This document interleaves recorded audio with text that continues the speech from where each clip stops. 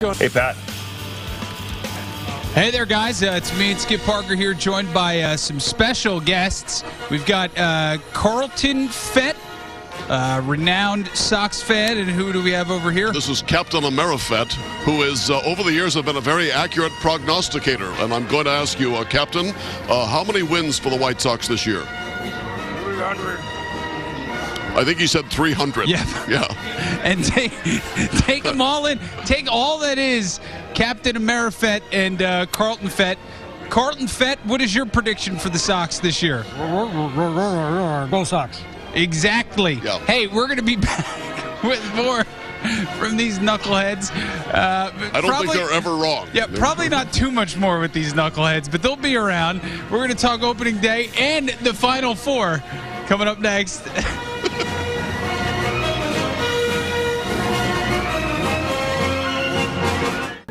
Hey, Pat joins us from the cell this morning. Hey, Pat. Hey there, guys. Actually, they didn't let us in the cell this morning. It's at Channel 9, across the street, Bacardi at the park. So that's where we are right now.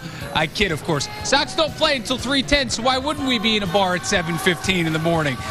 Maybe not the most ideal opening day opponent, though, for the Sox. They're playing the Royals, who beat them 12 times last season. The Sox won a big upset in the women's tournament, defending champs Baylor, winners of 32 straight, eliminated by Louisville. Notre Dame beats Kansas, though, to advance to the Elite Eight. Baseball season began last night with the Astros beating the Rangers. What's going on over there, Skip? Looks like a little hanky-panky is resulting. Well, there's an attempt, Pat. When a batter strikes out 3 times in one game, it's called a hat trick. But we're seeing 4 swings and 4 misses. This is a golden sombrero. We will be back with more from Bacardi at the park. It's White Sox opening day. Paul's here with the check of the weather. Hi there, Paul. Hey there, Pat.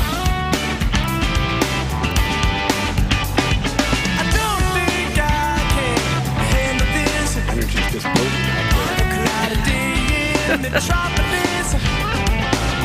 But what do you feel on opening day? Well, you know, as a player, you got the butterflies, the anxiousness to go out there to compete, and you know, it's a great town, great city, great ballpark to play in. As a fan now, or a co-worker with the team, I still like to see them do well, and I'm on their side. So, like I said, I get a lot of the opening day feelings, looking for a long year success and seeing how good they are. You're wearing the 83 jersey, which will be worn on Sundays this year for home games. You obviously a part of that team. First off, you're getting a bobblehead in your honor this year. I got to think of all the things that have happened in your life. That's got to be pretty high up there on the list. It is. Bobblehead, August 10th, and they stole the prototype, and I offered 5 pounds of gummies for a reward. Nobody's had it, so I got to up the rewards probably later today. I hope yours is nicer than mine. The Cubs gave me one a year ago, Tomasulo bobblehead. It was like 5 years ago, but really I think it was a Mark DeRosa bobblehead, and they just changed the name on the back. So hopefully yours is a better likeness. Talk to me a little bit about that 83 team. I mean, that was a team that there wasn't much winning baseball in the South Side for a long time until that 83 team really broke through, and there was a real cast of characters on that team. Well, we had Fisk, Lazinski, Harold Baines, Rudy Law. Yeah. You know, I can pretty much tell you everything about them. But we also had a great coaching staff. Tony La Russa, Dave Duncan. Jimmy Leland was our third base coach. You know, he brought a lot of excitement and made it fun. I asked him what my steal sign was one time. He said, when I'm in the third base coach's box, when I jump up and I don't come down, you can steal. But we had a lot of thunder. We set the scoreboard off all the time. We won 99 games. We just had a good team, good camaraderie. Unfortunately, we didn't take it all the way, but it brought winning back to Chicago. Then the Cubs followed it, then the Bears. Right. So we were at the start of the new era of winning in Chicago. So that's why the team is so memorable. And there was a pretty decent reunion of guys at the convention this year, too. I know even La Russa came back for that. How was it catching up with a lot of those guys? Honestly, I haven't seen them much. Communicate with them through emails, but as soon as we walked on stage and did our little segment, it was like we just saw each other the day before, and we were picking on each other. I'm going to get the video of it because it was priceless. It was a lot of fun. And when you can share laughs with teammates through failure and success, that's what it's all about. You a guy who's obviously become so woven in the fabric of the Sox, obviously as a player, now as an ambassador. And you look at a guy like Paul Konerko, who's could potentially be making his final opening day start for the Sox. We don't know what the future holds for him contractually. Just your thoughts from a lifelong, you're a lifelong Sox. Your thoughts on Paul Konerko and obviously his place in this franchise and amongst the game's all-time greats. Well, you know what? He's done great things for Chicago. Great ball player, mellow personality, not a man of many words. He might be one of those guys that when he gets out of the game, he just might drift off and you'll never see him again unless you're on a golf course. But he brought what Chicago needs. We got a world championship here, and he needs to remember that because the fans, the local support did for him. So hopefully he doesn't forget about it and he comes back and enjoys it.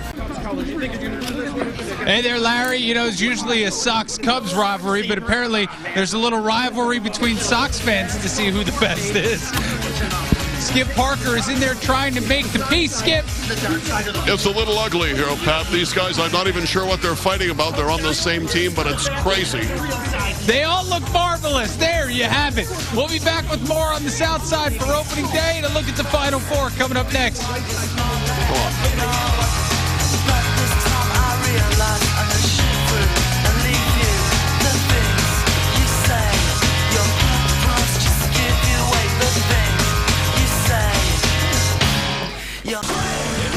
Hey there, we are live on the South Side. It is opening day. Joining us is White Sox great Frank Thomas here, everybody. There are two things people love in life, free beer and free T-shirts, and Frank brought them both today. Oh, I'm happy to be here. It's opening day, baby. It gets no better than this. This lovely spring day. What is it? About 36, 37 degrees. We're having fun out here. We're at the Bacardi on the park. I'm just happy to be here again. Yeah. Hey, you can cheer him, but shut up when he talks, okay? You still get excited? Do you still get that opening day feeling? Does it stir things in you when it's opening day? Most definitely. It's like a military feel. I did it for 20-something years. You get to opening day. I know the guys are feeling.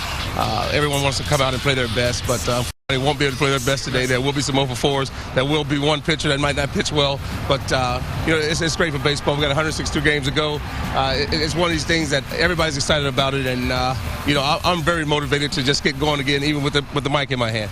Hey, I don't want to ignore the elephant in the room. Have you met Skip Parker, backup, play-by-play guy? I met him a long time ago. It's been a long time since I've seen him, but I like him right now because he's holding a new Big Hurt Beer MVP. Yeah, what's Big Hurt Beer MVP? Not regular Big Hurt Beer. This is most valuable playing beer. That's right. Why drink light when you got the MVP? What's great about this is it's light, refreshing, crisp. Great flavor. It's our new signature beer. You guys are going to enjoy it. Make sure you come down to Bacardi in the Park and get some of it because it's here live, local, at all the major stores now. This is the new Big Hurt Beer. Hey, want to talk to you a little bit about another first baseman, another great Sox first baseman, Paul Konerko. And some people saying, depending on how this season goes, potentially could be his final opening day as a White Sox first baseman. We're getting a little ahead of ourselves there, but I wonder if you could take me back to maybe the stage he is at now in his career, to where when you were in that stage. Do you savor the opening days a lot more, especially when you've been with one team for so long? Of course you do, but you never know what's going to happen here. I never knew it was going to be my last opening day with the Sox, so we don't know what's going to happen here. Paulie just had major surgery. He's back, feeling 100%. He swung the bat really well in the spring. I'm looking forward to having another big season.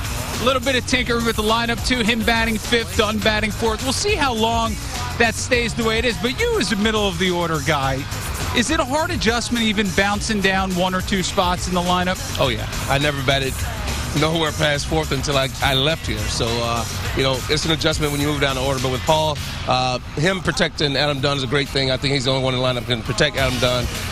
They wanted to put a little more speed up front so those guys to knock him in. So I don't think there's a problem with the lineup. I think this is a veteran ball club now. These guys have played together the last couple of years. I'm looking for a sneaky season for the White Sox. People are counting them out. I'm looking for them to get the wild card and get into the playoffs. Well, last year, just 3 games out of a playoff spot under Robin Ventura in his first year. Here you have a second-year guy, didn't want to get a contract extension, wanted to prove that he was still the guy in a couple of years when it's time. What do you think that says about him? Robin's a true pro. Like I tell everybody, I got a special feeling in my heart for Robin because when I first got to this town, he was my first roommate. He opened the doors to me right away to come live with him. We had a great teammate situation for many, many years. We won a lot of things in this town with us playing together. He's a great manager. He's a player's manager, and I think that this town's going to see this year with the way this team rallies and plays well. Big Hurt Beer. Hey, if you need an extra brand ambassador, Skip looks great with a 12-ounce in his hand. You know, I'm going to show you my new slogan with Big Hurt Beer MVP. Okay. You can't go home without it. Remember that. Big Hurt Beer MVP, can't go home without it. You have to remember, a lot of players in the past have tried beer and not done it. I mean, Walt No-Neck Williams tried it in the early 70s, and it was not a success. Yeah. I'll tell you what. We've done our homework. We worked very hard on this beer. I'm willing to bet you're going to like Big Hurt Beer MVP. Right. Absolutely. Big Hurt Beer, Frank Thomas, Skip Parker, bunch of crazy fans at 8:15 in the morning. Who needs to go to work? Hey, back to you in the studio. Thanks, Pat. Hi, Linda and Sylvia. Certainly the fans are not staying away because of the weather at all whatsoever. This is a sellout crowd today. We're talking about 40,615 seats will be filled. Right now, workers are arriving, and there are also some folks there at the ticket window. That window is open, but again, don't expect to come down today and be able to buy a ticket and walk in. There are plenty of tickets available, though, for the rest of the season. We are 4 hours away from game time. The excitement building, and some folks got an early start at a nearby bar. Yeah, you suck! The game hasn't started, but the party has. You're that excited. Really, truly, that excited. Yes, go Sox! Funny fans to lifelong ones. Came out of my mom's womb and I said, go Sox! Sox fans are out in full force, as in, may the force be with you. They're taking the armor from Boba Fett from Star Wars, mixed it with Chicago White Sox uniform, and then you get Carlton Fett. And you're unbeatable. Unbeatable, that's right. I got my lightsaber bat with me, ready to go, knock them out of the park. Seats will be filled, bases tagged, and this perfect field pounded. The home opener is special. Smell of hot dogs and popcorn in the stands, putting on a uniform and going out there wanting to be the hero, and just hopefully your team wins. The field has ice crystals. The sun is out, but there's no natural heat. You got the heaters in the dugout. You better make use of those heaters when you're off the field. You got to stay warm. You got to go out and do well, because if you don't have a good April, it can bury you for the season. How exciting is this? Being on the field, looking at the stands, that's going to be packed as all the fans arrive this afternoon. And they also have on-the-go food items. This is the walking taco. Has chips, chili, and cheese inside, and this is just one of the new items on the menu. Barbecue pork, Comiskey burgers, and meatball sandwiches. The food, you gotta love that part. It creates memories. Food has definitely become more and more part of the experience for fans. Free giveaways this season will include bobbleheads, and the team now has Family Sundays. Players will sign autographs before games and listen to the ticket prices. Seats in the outfield are $15. Seats upstairs are as low as $5, and then the kids get to run the bases after the game. We think that adds a full experience for somebody at a great value. So the home opener, it's been sold out, and every year since 2003, first game sold out. Game time today is 3:10. Of course, it's White Sox versus the Kansas City Royals. Reporting live at the Cell today, I'm Stacey Baca, ABC 7 News. Sylvia, back to you in the studio. Okay, have fun. Thanks, Stacey.